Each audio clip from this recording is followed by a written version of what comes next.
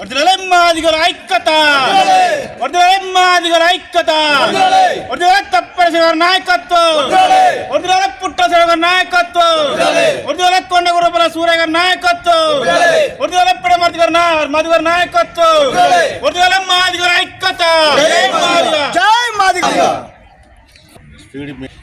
30 ఏళ్ళ కష్టం చేసిండు, మేము తిరిగి చేసినాం, నిరంతర పోరాటం చేసిండు. భారతదేశంలో ఆయనకంటే మించిన ఈడ లేడు అర్జునుడు. దాంట్లో గొప్ప వ్యక్తి. అంతకంటే ముందు భాగ్యరెడ్డి అసలు ఎస్సీ మాదిగా ఆయన చేసిండు. కులాలు ఇంత విషయం వల్ల కుల విషయం ఉంటే భాగ్యరెడ్డి పేరు పెట్టుకుంటే ఆయన భాగ్యరెడ్డి గారు. ఆయన గొప్ప వ్యక్తి. అసలు ఆయన భారతను కూడా ఇలా యాక్షన్ ఒకటి మా చెప్పాలంటే, కానీ గవర్నమెంట్ గుర్తిస్తలేదు. ఎంతమంది న్యాయపరం చేసారు. ఒకటే అన్నగారు మందకృష్ణ గారు 1,00,000 మంది 1,00,000 డబ్బులతోటి హైదరాబాద్ పోవడం జరుగుతుంది. దానికి మాకు ఎలాంటి విభేదాలు లేకుండా మా అన్న మేము సై అంటాము. సై హైదరాబాద్ గుండె ప్రజలలో మేము నిరూపించుకుంటాం. మందకృష్ణ గారి నాయకత్వంలో మేము అందరం ఉంటాం. మేము రేవంత్ అన్న గారు ఆగస్టు 1 నాడు హైకోర్టు తీర్పు రాగానే బ్రదర్స్ నేను తప్పని చేస్తే మాధవులు పట్టు ఉంటాను, మేము చేస్తాను ఒక కమిషన్ వేసి ఉండు. కొన్ని సందర్భాల వల్ల వాళ్ళ ఒత్తిళ్ళు వాళ్ళకు ఉంటాయి. ఎందుకంటే అందరు లీడర్ ఆయన ఒక్కని కాదు, 4 లక్షల మందికి ప్రతినిధి ఆయన సీఎం. ఒకటి చెప్తున్నా, రేవంత్ అన్న గారు కాక 7వ తారీఖు కాక మాకు చేయకుంటే నేను ఏ పట్టినా కానీ ఆమె అంగస్టాక్ చేస్తే హైదరాబాద్ లేను చాంగమంట కాడ. ఇది నా సవాల్. కార్యకర్తల సమావేశం నిర్వహించి దాంట్లో కొన్ని విషయాలు రేపు 7వ తారీఖు జరగబోయేటువంటి 1,00,000 డప్పులు 1000 గొంతులు ఏదైతే ఉన్నదో కార్యక్రమం పిలిపించినటువంటి మా ఎంఆర్పిఎస్ వ్యవస్థాపక అధ్యక్షుడు మందకృష్ణ మాదయ్య గారికి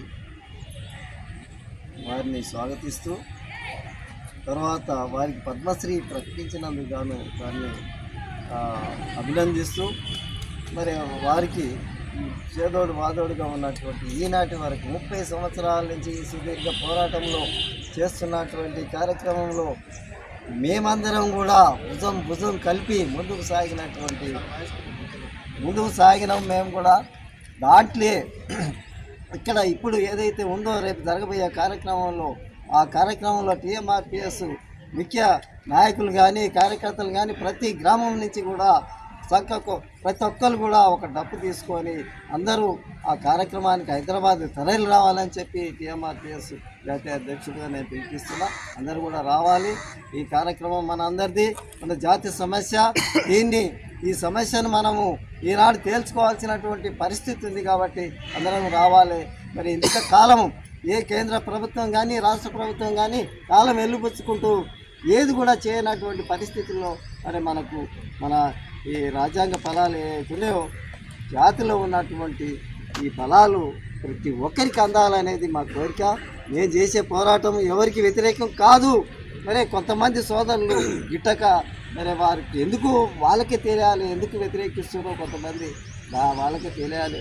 అయినా కూడా మేము అందరూ కూడా వాళ్ళు కూడా మా సోదరులే కాబట్టి మేము కూడా వాళ్ళని కూడా గౌరవిస్తున్నాం. మీరు కూడా రావాలని కూడా మేము పిలిపిస్తున్నాం వాళ్ళని కూడా, మా మాల సోదరులను.